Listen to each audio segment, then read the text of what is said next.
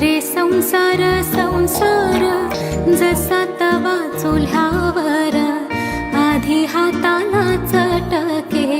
तेव्हा मिळते भाकर